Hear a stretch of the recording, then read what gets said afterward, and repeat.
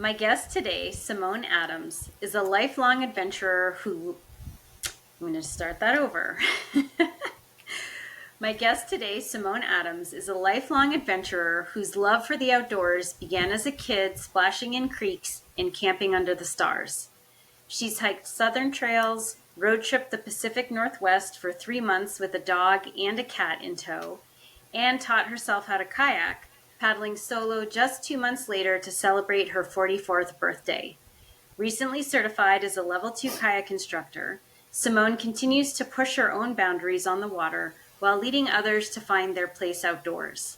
She is the founding executive director of Color My Outdoors, a nonprofit changing the outdoor narrative to celebrate people of color. Through this work, she's building a future where families, leaders, and communities of color feel welcome, confident, and connected in nature.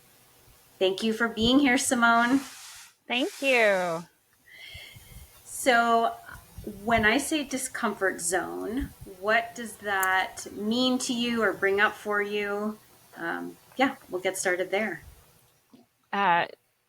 Interesting, because when I saw that was the title of your podcast, I had to think about this and what is my discomfort zone? Because there comes a point in life where you, when you live in discomfort, it's less uncomfortable. But I think for me, what still exists as a discomfort zone is that it's that murky place where you've become a little too comfortable in one place, but you're still a little hesitant to step into the place that you want to be. That's my discomfort zone. The place where I want to be, as scary as it may be, that's not the discomfort zone. It's that murky place where I know I've outgrown this moment or this place or whatever it is. I've outgrown it. It's time to be somewhere new. But there's that moment like, okay, I got to do it. That's my discomfort. Yeah, thanks for sharing that. I love that that framing of it. What strategies do you use to help you kind of move? I don't know if it's move past or move through that murky place. Move through, definitely, because sometimes it takes a while. And a little bit of visualization, manifesting, like knowing what I want for myself in this new space. And then from there, I think part of the power of manifesting is actually like creating the plan.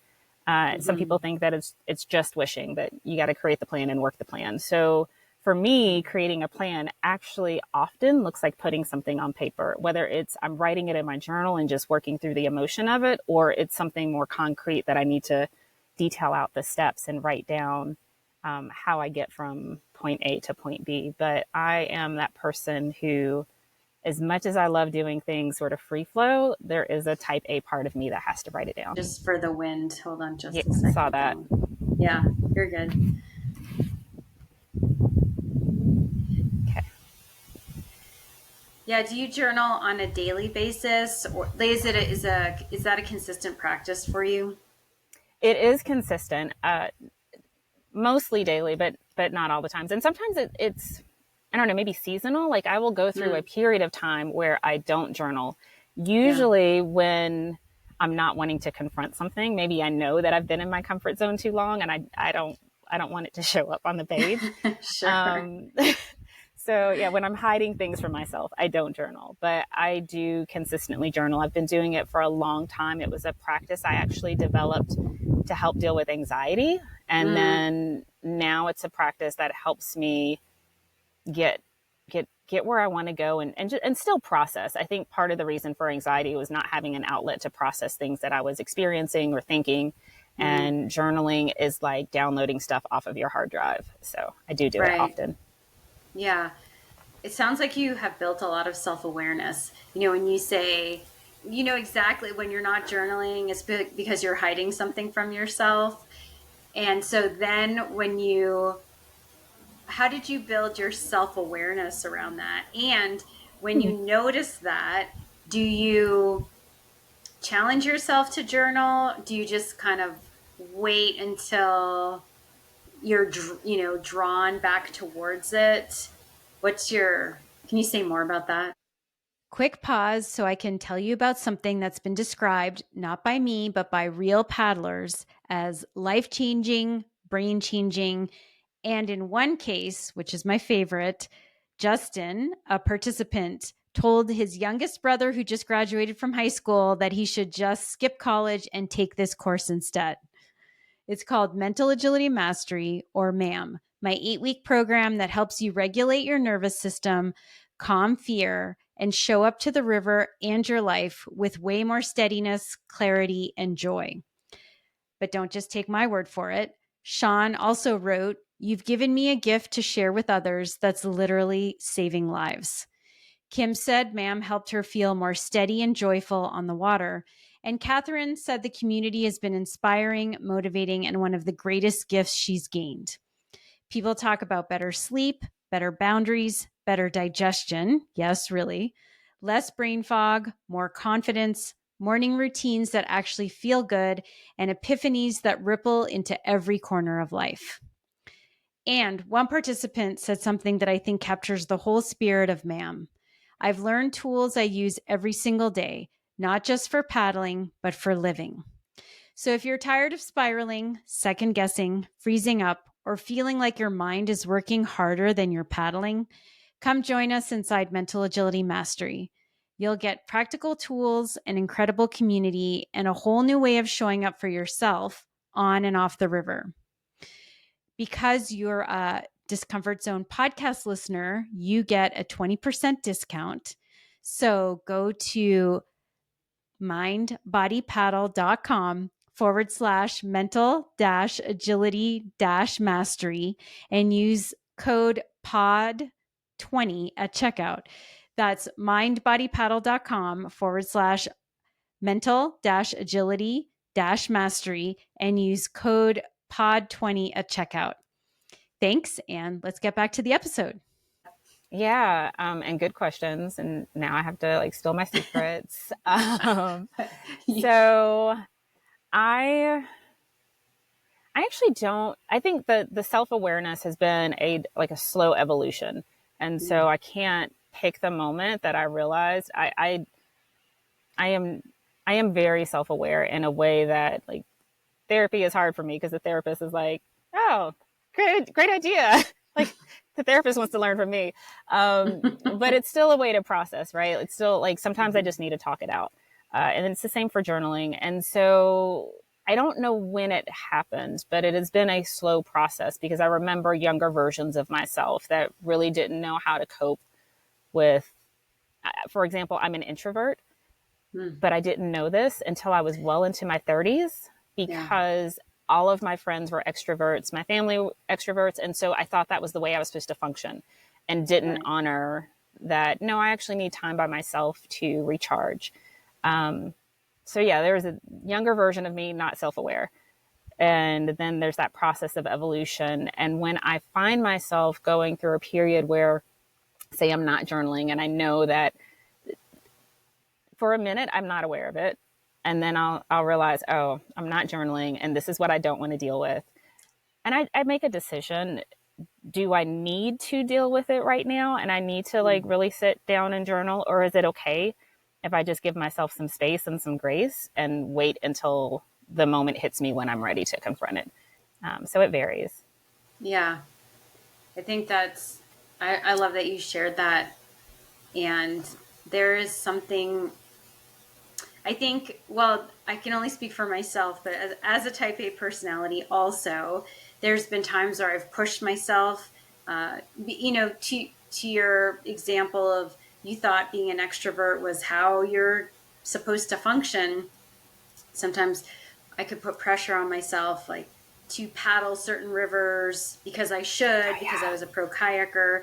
And I remember I got really scared I've been kayaking for 30 years. So there's been a lot of different time periods. At one point I had been paddling really hard stuff like class 5.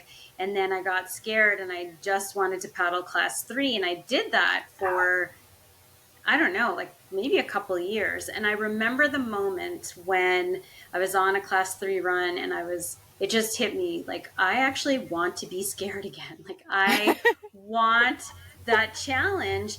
And it was so actually wonderful to want that rather than to be hard on myself, pushing myself like, you need to be paddling class 4. And then when I got on class 4, I paddled that for a while, and then it hit me again like, oh, I could get back on this, class 5 run that I really enjoyed at the time. And that was just so much more fun, joyful, pleasant than uh, forcing myself to do something that I wasn't ready for. And I love, to your point of manifestation, because sometimes in that world, which that I get a lot out of the world, yoga, all of that, is sometimes there's this idea of oh, it's just bliss, light, and love, and I don't have to do anything, and then you walk out of the yoga studio and you can be, an a-hole, or what, I don't know. That's an Yes. extreme example, but so there's the idea of you don't want to sit around wishing and hoping that things will happen, because that's not how reality works. And at the same time, on the other side of it, to your point, is like, sometimes pushing too hard is not the answer either. Finding that like sweet spot where you're paying attention and taking action when, I don't know, Yeah. I don't know, not get a sign, but you feel like it, I guess, or you're getting the message. Yeah. That sweet spot where you don't pull, because the not pushing yourself is something I had to learn too. I mean, like I said, I pushed myself to be an extrovert because I thought this was normal. Right. And then I realized normal is overrated. But sometimes too, we don't know, and we do push ourselves because it seems like it aligns. Even your like the idea of being scared and like, doing the class 5, and where I sit in loving all things outdoors. Sometimes I think I'm supposed to do the adrenaline thing and I'm supposed to do the challenge thing, because like, isn't that what you do in this space? And then very recently, I realized that I had some things that were on my bucket list that no longer made sense for me. I'm like, I don't think I'm that person anymore. I don't know if you can see Jumbo, but I'm going to share. This is my adventure cat. This is Jumbo. Cute. So he camps and hikes with me now too. Wait, did you say he kayaks with you? I said camps and hikes, but he has been in a kayak. He does have his own PFD, so of course, yes, right, because he has to have a PFD. Yeah, he has kayaked with me. He's not a fan of it, but he's actually really calm on the water. It's the getting in and out of the boat he hates. Right. So cute. Yeah. That's awesome. Sorry I interrupted you with Jumbo, but you were saying... That's okay. Yeah. I had to, like, Jumbo's important here. He's my... I hear you. I know in my bio you said that I road tripped with a cat and a dog, and that was in 2018. Goodness. So I was in 2018, and neither of those, that was Bella and Josie, and they're no longer with me. And Jumbo's been in my life for about 3 years now, and he is my adventure buddy. So sweet. I love it. Yeah. Yay. Thanks. I love it. Furry adventure buddies. Yeah, I have a small dog. She's a schnoodle. Oh. And she has been, and she's almost 14, and she's so spry. She still will come on my paddleboard with me. I love that. Yeah, same thing. She doesn't love it, but she also doesn't hate it. So we just make them do the things we want to do. I know.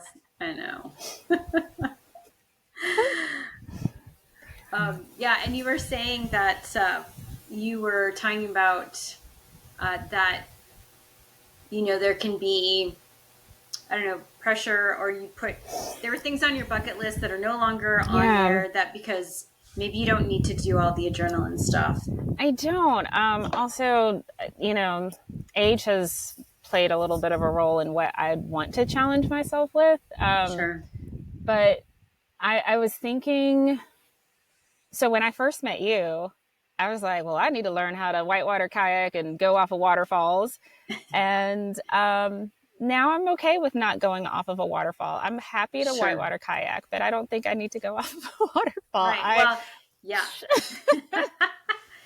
Never say never. And there's a lot to do and have fun on between class 2 and waterfall. You know what I mean? Like I there's think so. Yeah. And then ask me again in another few years when I'm like, yes, that's what I want to do. Because now I've worked myself up to that. yeah. Yeah. Maybe a baby waterfall. Yeah. A baby waterfall with a nice soft landing, Mm-hmm. that could be fun. Yeah. There was, when I used to run trips in Mexico, this was several years ago, there was a river called the Actopan that there was just a beautiful little slide. You never actually disconnected Huh. from the rock, but it was like pretty tall, like 15 feet or 14 feet. And so it was like a big slide in your kayak. It was pretty fun. You know, they Nice. do exist Yeah. around. Yeah. With a big flat pool at the bottom. So, That's what, you yeah, know, I think that's where I need the flat yeah. pool at the bottom. Yeah, But yeah, I right. think that happens, especially in the outdoor world and outdoor recreation. And there's so many things that are adrenaline, like focused and not always adrenaline focused either. Sometimes it's just like the challenge. And, I would love to hike a long section of the AT, but I don't need to hike the whole AT. Mm-hmm. And I want to hike it at my leisure. Yeah. Just things that I think my version of them now looks a little bit different than they did before. So also adjusting, like, yeah, I'm still interested in this, but not the way that everybody else is. And here's how it fits for me. Yeah. Yeah. I think that's so important in, yeah, enjoying the outdoor industry within kayaking as well. And I feel that way, when I was competing and when I was competing at the height of my competitive career, I was really good. I was one of the top female competitors.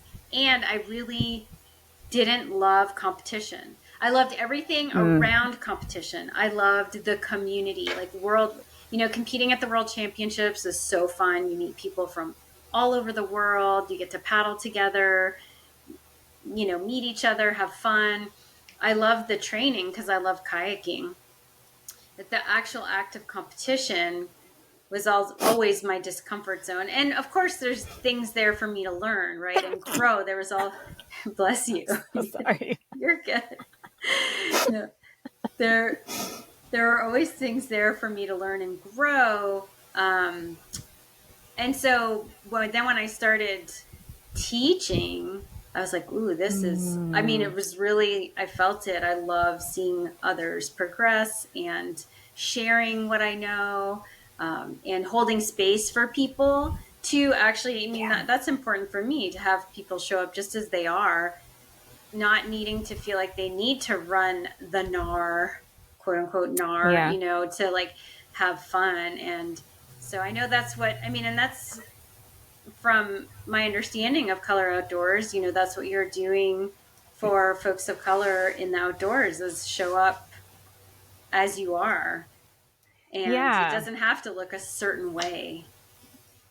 That's so important. And it gets lost a lot of times. And even sometimes you sort of know it, but acting on it still feels different. I think with Color My Outdoors, just getting people to be okay. Because I've been outside, I've been enjoying the outdoors all of my life. My dad Mm-hmm. introduced me to outdoor recreation, right? But even before that, I just loved the outdoors. We had a creek that ran through our backyard, and there was this exploration and curiosity that would drive me to want to be outdoors and just explore.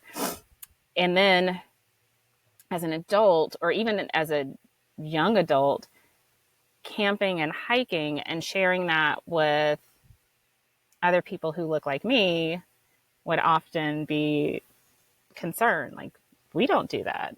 I'm like, well, I do. Mm-hmm. And so I tell people a lot of times, one of the things that I've realized in this work with Color My Outdoors, with some people who haven't had an introduction to the outdoors, getting them to let go of the stereotypes about themselves is Right. harder than another culture letting go of the stereotypes about us. And so that's been interesting for me to be in a space to introduce the outdoors. It's really a thing of like reconnecting and remembering, and that's what I try to get them to Mm-hmm. understand. Like, this existed for you before you lived in this moment. Like, your ancestors were in the outdoors. Mm-hmm.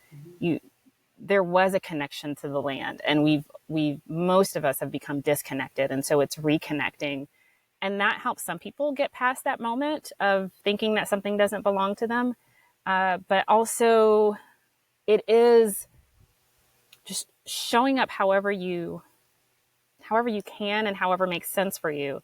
So some things look intimidating because the only times that we see these activities, say in media, it looks, it is the when I say kayaking, I think people automatically assume whitewater kayaking because that's what they see in media, Right. right?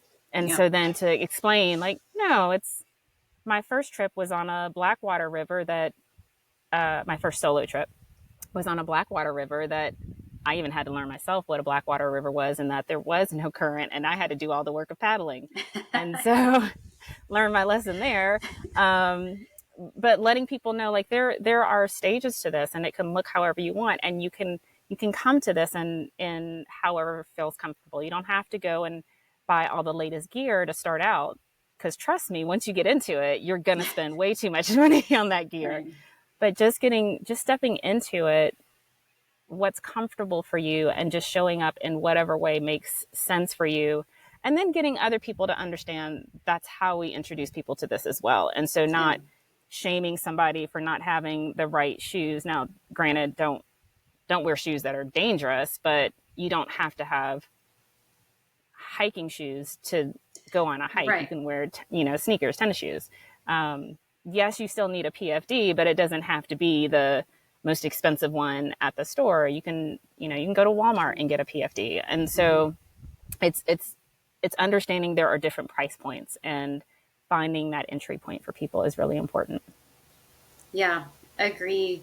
And that it is something that's, the hiking shoe thing is I find fascinating because, yeah, I used to, when I first started getting more into the outdoors in terms of like buying gear and I was hiking, I always thought, and I think maybe it's my dad had drilled this into me, like you need hiking boots if you're going to go hiking.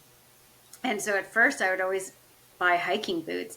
And now, granted, I'm not doing big backpacking trips. So, but going on a day hike, I'm totally fine with my running shoes. Like, yeah, Yes. I have trail runner or trail shoes, but yeah, I always thought that was interesting. And what is also interesting in that, I think of my father-in-law who started kayaking in the 60s. He's one of the, Mm. he did a bunch of first descents for whitewater Wow. kayaking. And forever, like he grew up making his own boats, like back in Oh, the day wow. before there were like readily available. So like they would make fiberglass boats. They kayaked in wool sweaters. And he Yes. did that. He did that for a long time. And he's a big sustainability guy. So he would be paddling in wool sweaters when everyone else had technical gear, but he was really good. He's really good. So there are folks out there who have been doing it for a long time who actually also kind of buck that whole trend of you need all this technical gear because they were doing it before all of this technical gear Right. existed. You know what I mean? So I just find it is interesting. And you mentioned earlier you said something about normal, like Hmm. what is normal. And recently I heard something that I thought resonated with me. Normal, there is no normal. It's the better word to use is common, like Yes. what's common, and which takes it just because something's common doesn't mean that it's the right or wrong or whatever thing. And when I think framing it that way, like, yes, it's common. Some folks really love all the technical gear, and that's great. It's kind of like when I think of fashion, which I'm not that interested in, but I can't take it away from people that that's their passion. They get really excited about fashion and all that, Yeah. which is great.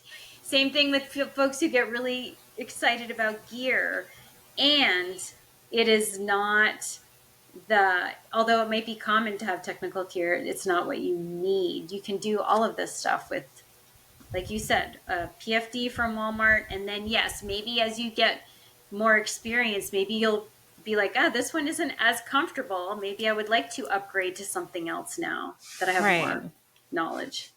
Yeah. And I think too, when you think, like, especially when people are trying something, I mean, first of all, I love gear libraries where people can, or, introductory programs where people don't have to invest and they can try something to see if they like it. Because who wants to invest in a $200 PFD if you don't know that this is going to be the thing for you? Right. So gear libraries and other ways that people can try the skill and therefore use equipment to have their introduction to a skill. I think that is so, so, so important. And also one of the reasons why I think for those of us who do engage in an activity, to remember the way that we introduce others is to offer up, like, hey, I have an extra kayak. Do you want to come out with me? Because I think that's one of the reasons why communities of color, like, we're just beginning to get in these spaces, because for so long we didn't have the friends who did this. We didn't have anybody to say, hey, do you want to come and try this? And now there are a lot of programs that are introducing people, and you can try something and get hooked, which is what happened with me in kayaking. And then I can now bring people along. And like we said, I went from trying and going through courses where I was able to use a boat from the provider, to buying my first like $300 Pelican at Dick's Sporting Goods, to getting my first origami kayak, to, I think I have 4 kayaks now. Nice. So, like, yes, we get into this, and it's something I would love the outdoor industry to think about too, as we talk about, the economy and outdoor economy, is if you give people an introduction point, this stuff is addictive. We'll spend the money. We just need to be introduced to it, to know, like, that this is something I feel safe in. This is something I am interested in. This is something I'm good at. Whatever it is that we need to know so that we can start doing this thing. Yeah. Yeah. How is it when you were, bought your first kayak? Was there any discomfort in actually going in and purchasing gear, throughout your evolution? Yes. So it took me a long time, because there's so much out there.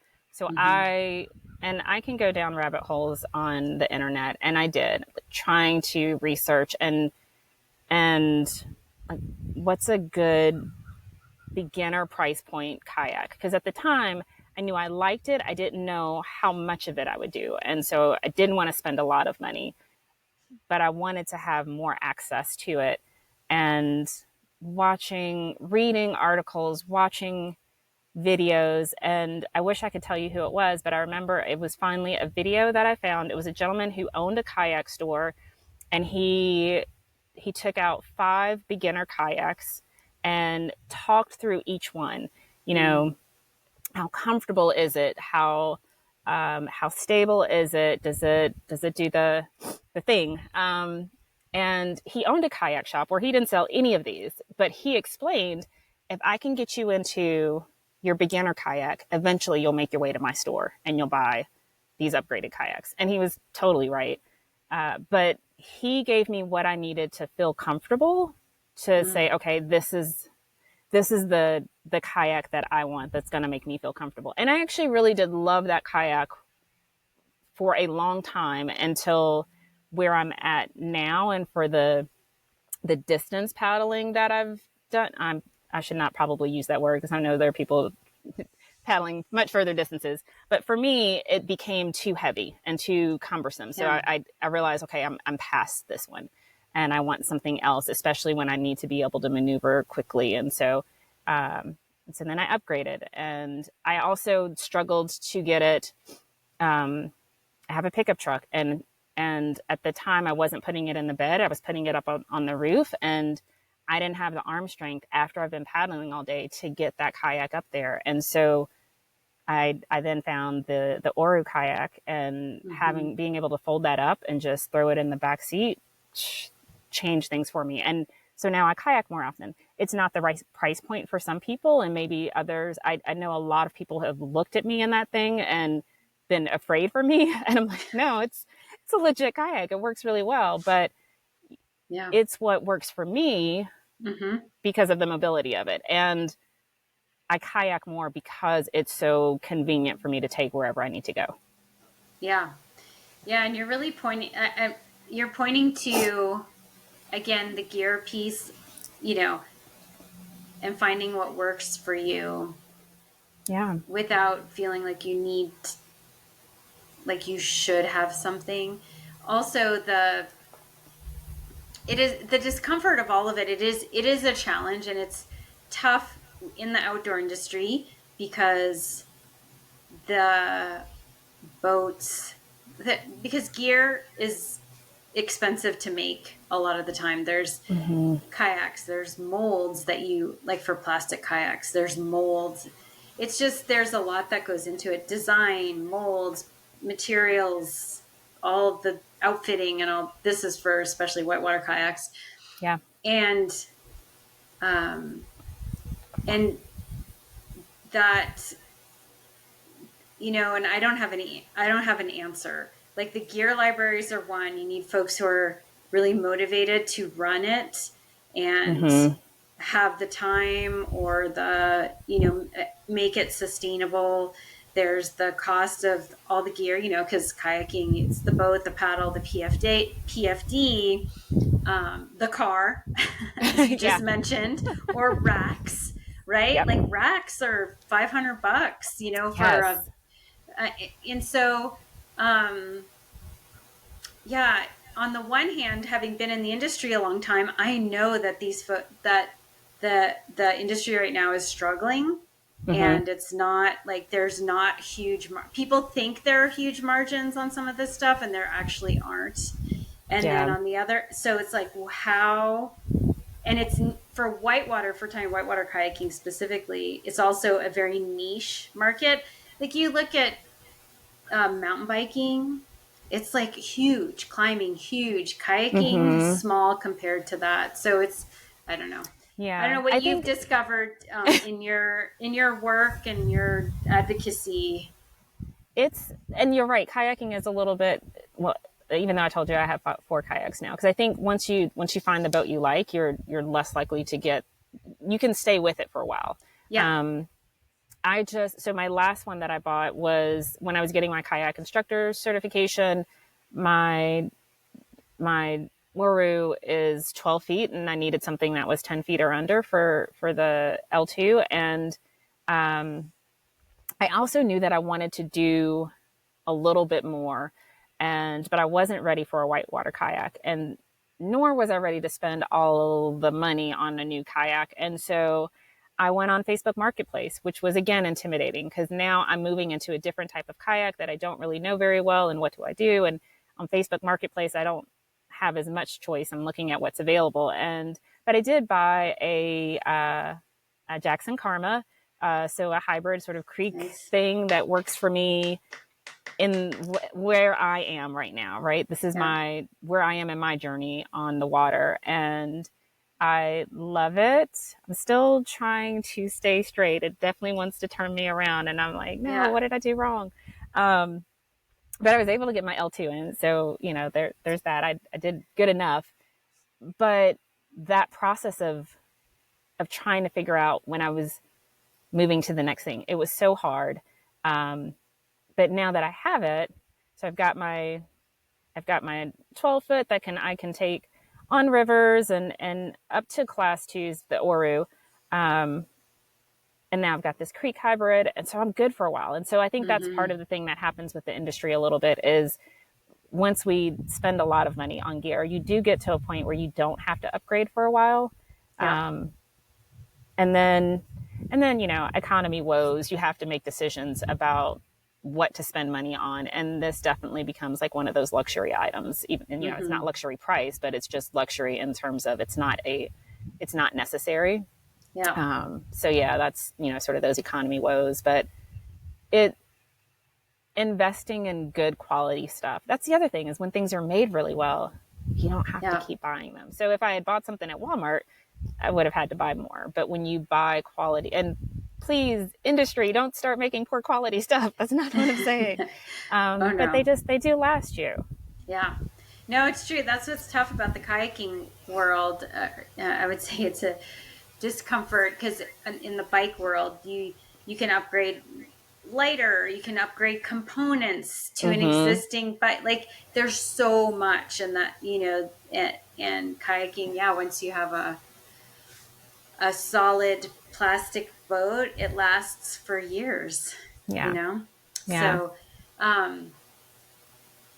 there's about not going straight, which is, whitewater boats, anything, even a hybrid that has a whitewater hull, the bottom of the boat, they're designed to turn. I always tell my students that, like, you've got to be okay with it, because you're not doing anything wrong. They're designed to turn. So when you're whitewater kayaking, you're either constantly stopping the spin or enhancing the spin.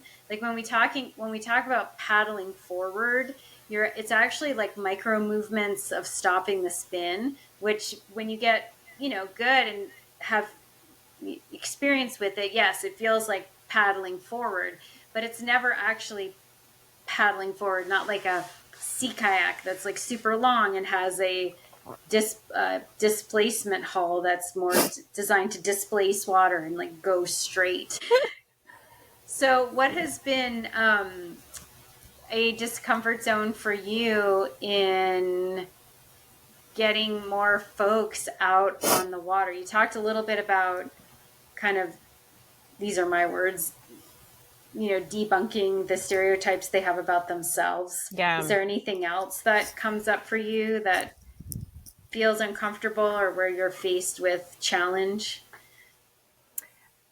Let's see. Well, once you get past the debunking those stereotypes, and then there's addressing fears. And so that exists.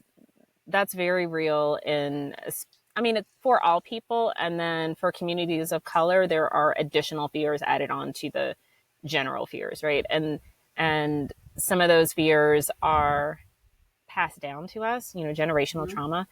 And so some of those fears and ideologies are passed down to us. And so one of the things that I ask people, especially when they do have a fear of something, just of nature, right? I will ask the question, have you had an experience that gave you that fear? Because it's something that gets people to think, like, wait, did I experience it, or did somebody tell me to fear this? Did somebody did I inherit this fear? So it's interesting when that happens and people, you see them go through that thought process. Did I inherit this fear, or does it truly belong to me because I experienced something? And then there's the thing, and this is for anybody, but people who experience something when they were really young and they haven't processed it as an adult. And so I talked to somebody the other day, and she, it's ladybug season here right now. And so there's tons of ladybugs. And she told me she was afraid of ladybugs, which I thought was like, who's afraid of ladybugs? But she had a terrible experience when she was young, and she's never reprocessed it as an adult to let go of that fear. And so there's those things that we have to do. We have to, letting go of fears becomes this process that we need to do and analyze where the fear comes from and how do I feel about it now. So that's always interesting. Then there is the other part of this is giving somebody the skill set, which this is one of the things that we focus on with Color My Outdoors. So we're starting a program in the spring called actually just next year, not spring, called No Parent Left Behind. There are a ton of organizations that will engage the youth in the outdoors. And the goal is to, connect youth to nature. but that is a very limited moment in that child's life if you haven't given Right. the skill set to the parents so that the parents can engage their own children in nature outside of that organization. And so we'll be introducing these parent based and family based introductory skill programs so that parents can just enjoy these things that their kids may have developed a love for. I've done this a couple of times as a one-off event. We worked with Nantahala Outdoor Center at their Chattahoochee Outpost in Atlanta to do a family river day. And they offered up their equipment for free. We brought out some folks who could help people. We just let them free paddle, and it was paddle boards and kayaks and tandem kayaks. And we gave them lessons so they can get on the water safely and then just let them have fun and experience it. It was beautiful to see kids experiencing something they hadn't experienced, but with their parents. And Mm. so this can continue. It's not this one moment. One, the parents now know the location that they can come back to enjoy this activity again. Yeah. And that's important because sometimes people just don't know where to go. And Yeah. two, they get to see how much they're there in that moment, seeing how their kids enjoy it. I remember one family actually held their daughter's birthday party at this event, which was really amazing. And so all the friends came out and the parents as well. And the kids were on the water, and this one girl yells to the other girls, and she's like, "It feels like we're on vacation." And I just loved that moment, and to see the joy that they had, because they're paddle boarding. A couple were on kayaks, most of them were on paddle boards, and of course they had never been on paddle boards before. And then the parents are also feeling safe.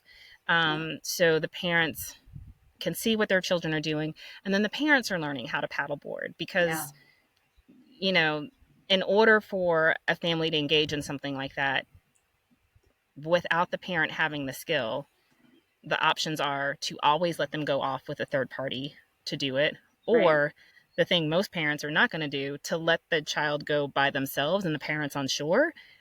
Most parents are never going to do that. They're not going to send their child into a space that they couldn't save them if they needed to, and Hmm. that's just that responsibility and that safety of the parent. And so, if we don't give the parents the skill set, the kids only get this opportunity with a third party. But in this instance, it's a really beautiful family activity and then something that they can do.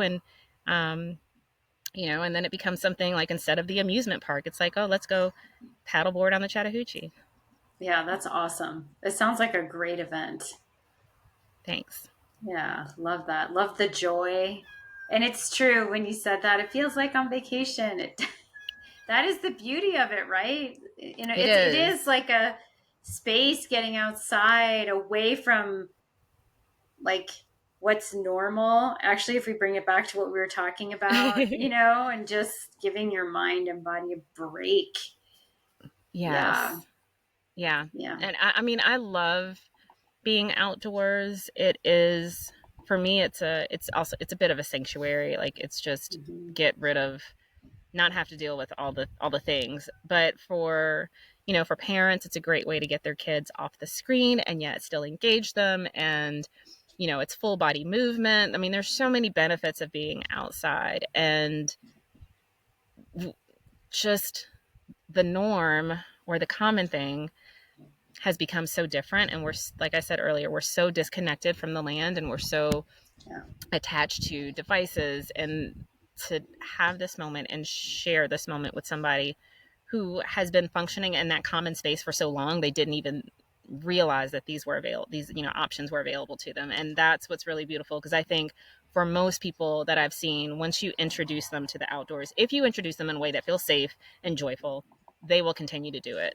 Hmm. um yeah. Yeah. Yeah. For sure.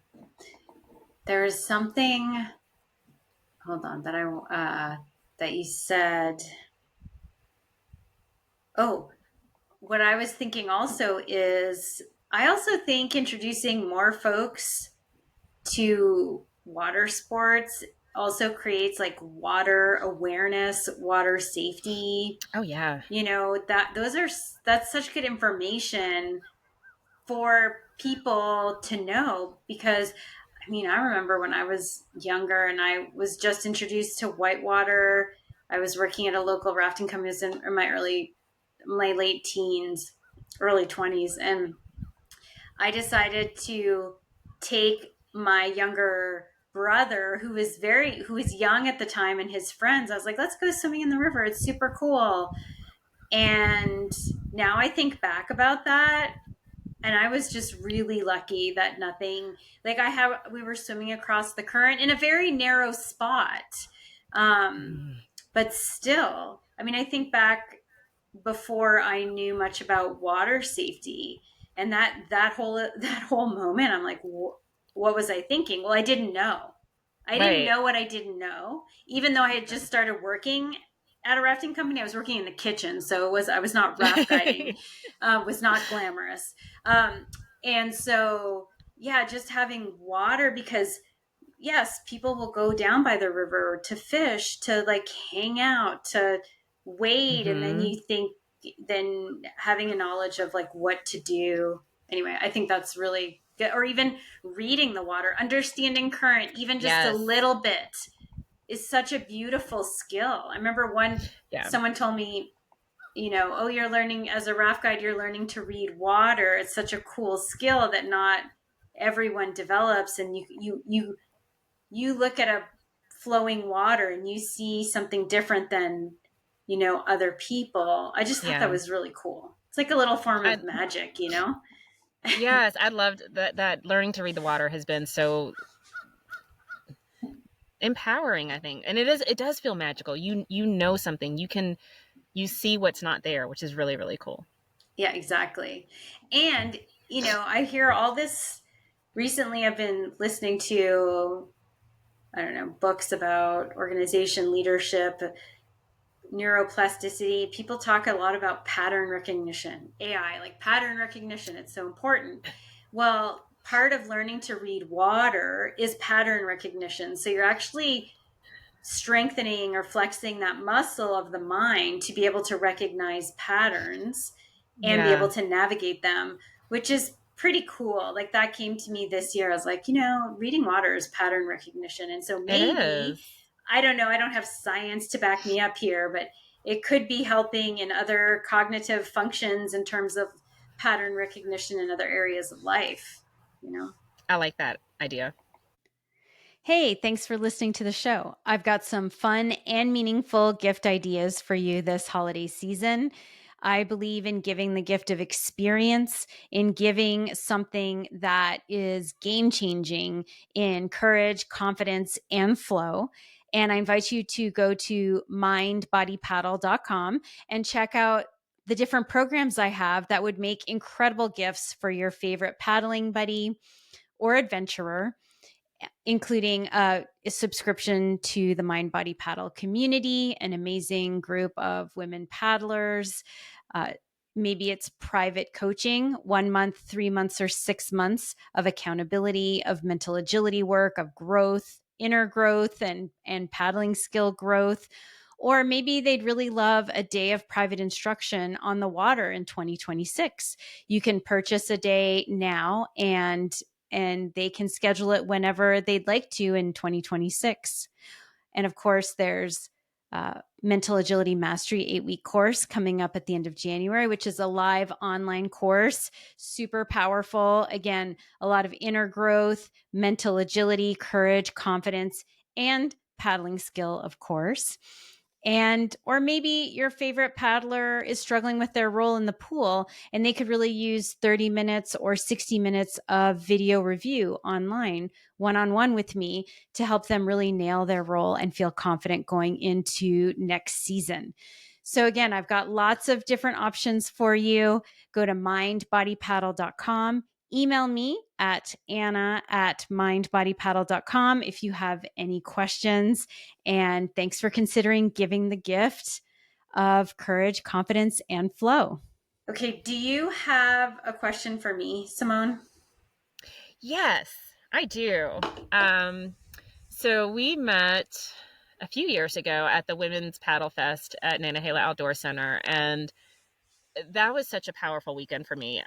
First of all, remember, I'm the introvert. So me doing a large Yeah. group event like that rarely ever happens. And I want to share with you, separate of my question, I want to share with you that I made some friendships that weekend that I still have. And that was at least Mm, 3 years ago. And so it was really beautiful for, as somebody who doesn't allow myself those opportunities for those large group events, to do that and then come away. One, I was never drained that weekend. It felt really just easy. And then mm, the relationships that I've developed, some are simple friendships, some are folks that I now get to work with and color my outdoors. And so that's been really great. Um, but that was when I had first heard about your concept of, you know, the whole thing that brings you to your term of the mindfulness paddle. And I'm super big on mindfulness, and I loved that it felt like this clash of, you know, the chaos of whitewater, but yet the calm and intentionality that I think of with mindfulness. And I just wanted to hear how you came to that, because it it sat with me then and it sits with me still. mm. Yeah. My first answer is like, I don't know. And I'm like, wow, that's a great question. I think that mindfulness helps me to navigate the chaos of whitewater. I mean, that's one Mm, of my strategies, to be able to pull over in an eddy above a rapid or in the middle of a rapid and take a deep breath, scan my body, remind myself that I trust myself. Being, eh, so I think that's, and I think I'm also an Ayurvedic health coach, and I really love Ayurveda. Are you familiar with Ayurveda? I am. Yeah. Hmm. So I have I have a strong kapha dosha, which is earth water. It's like kapha pitta, so I have that fire as well. That calmness.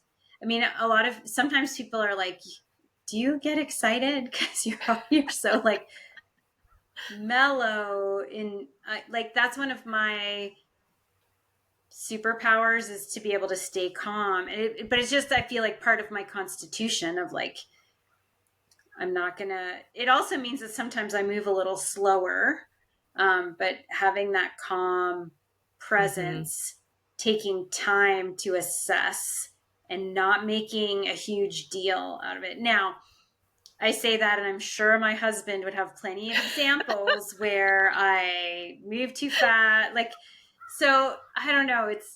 But mindfulness is and is a strategy for slowing things down. Hmm. And also, whitewater kayaking, I think what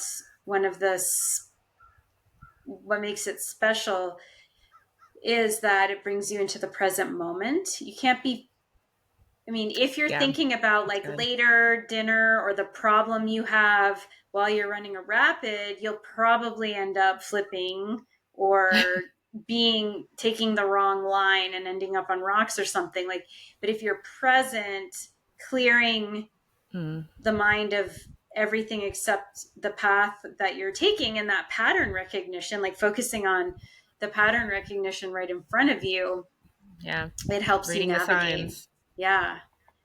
And I also love to like in turn. So believe it or not, I do not love big events either, Simone.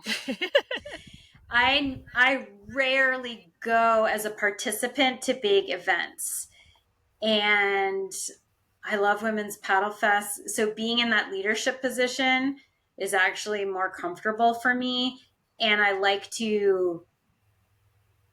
I don't know. I say the word hold space, and that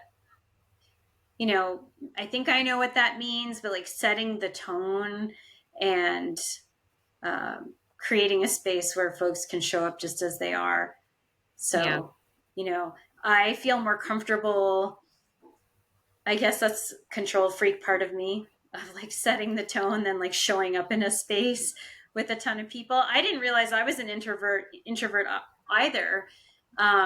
until later in life when I realized, oh, maybe it's not normal to feel so drained.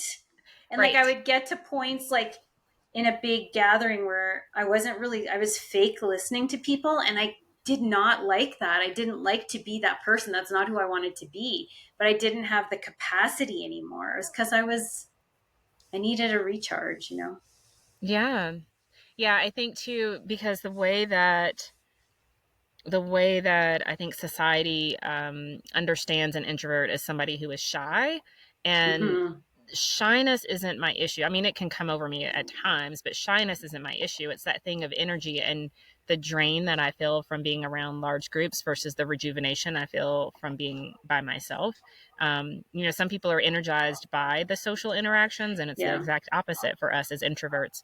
And shyness is like another part, like you can be an introvert and not be shy, or you can be an introvert and be shy. And Yeah. not understanding that the two were not the same, it just took me a long time to understand why do I always feel this way. I also had become that person who would back out of things at the last minute Mm. because in my body I was like, there's no way I can do this, and so I would back out, um, and I didn't like that. I I gained that reputation for being flaky. And so I had Yeah. to understand, oh, this is who I am. Let me say my nose up front. So that Yeah. was self-awareness. Yeah. Yeah. Yeah. Well, thanks for sharing Sorry. all that. No, you're good. Okay, go ahead. Yeah, thanks for sharing all that. And I'm glad that you found Women's Paddle Fest to be a space where you could, have fun, maybe even relax, do cool stuff, and meet amazing people. Yeah, they're amazing Yeah, women show up to that event. I love it. they really do. Yeah. What do you have a few before because I have one more question, and then I want to go into rapid fire. We good on Okay. time? Yeah. Okay.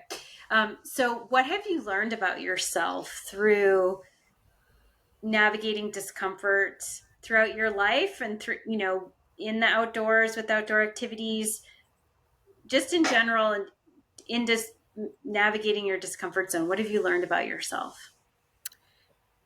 Um, that I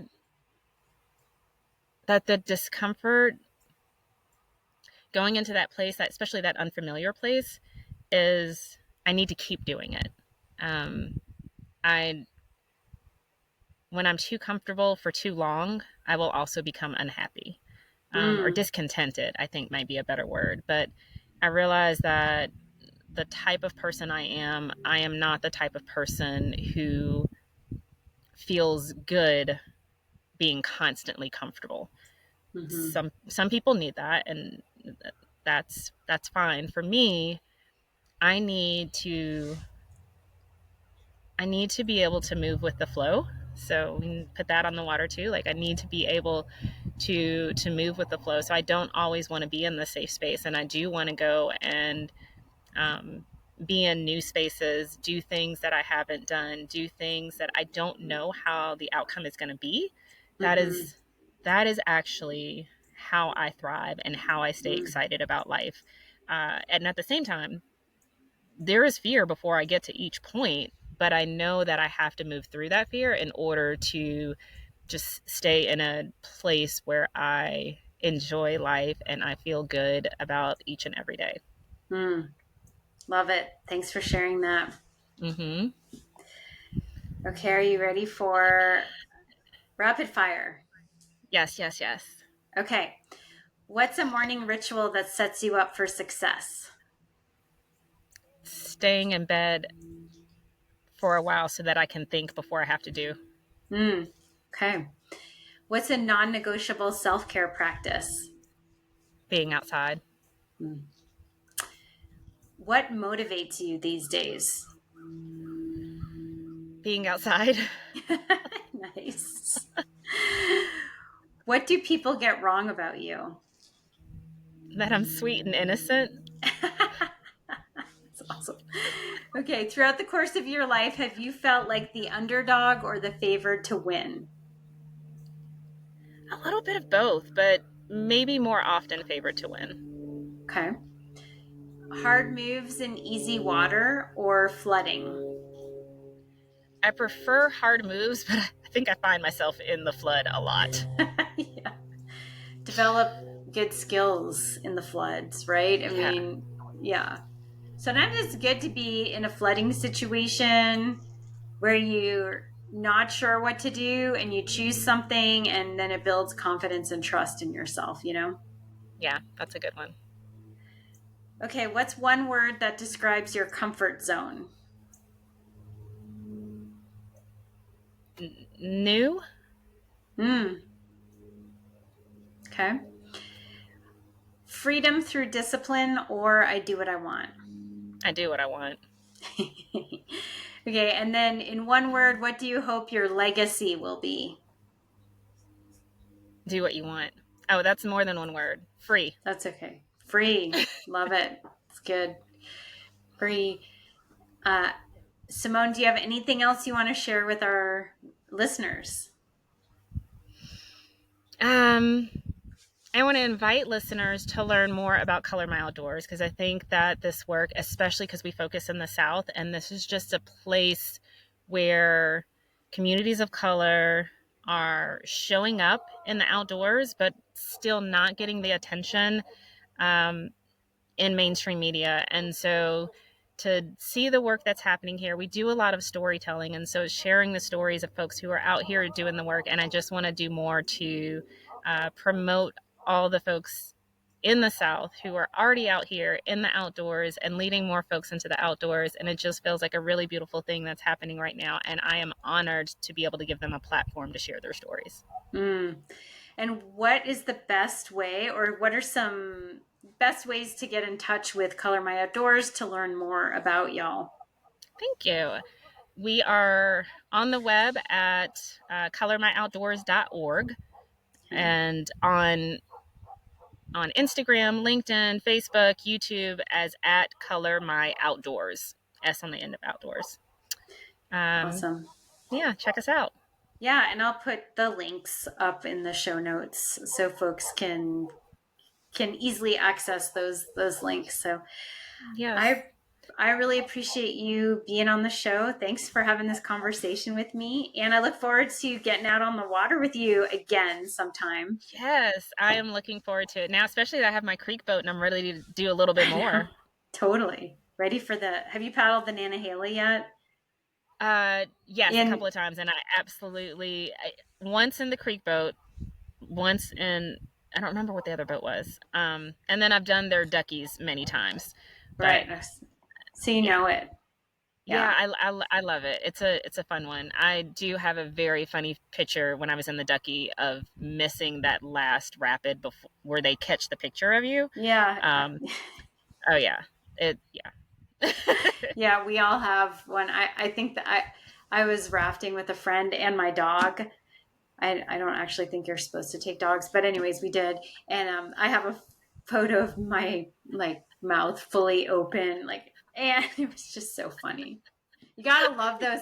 That's the other thing, okay? I remember, sometimes, being in the outdoors isn't sexy as in the common sexy. I remember we were doing I was volunteering with a friend in Uganda for a nonprofit. She was on malaria education, and we were paddling the White Nile, and there was a French videographer there who doesn't kayak. He was filming the project, and one day he says to me, he's like, kayaking is really not sexy.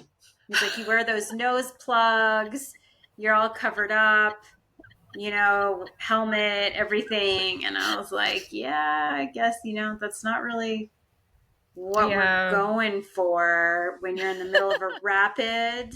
Although anyway, that's a whole other conversation. But yeah, so you have to embrace the mouth open, water splashing in your eyes photos. Just funny.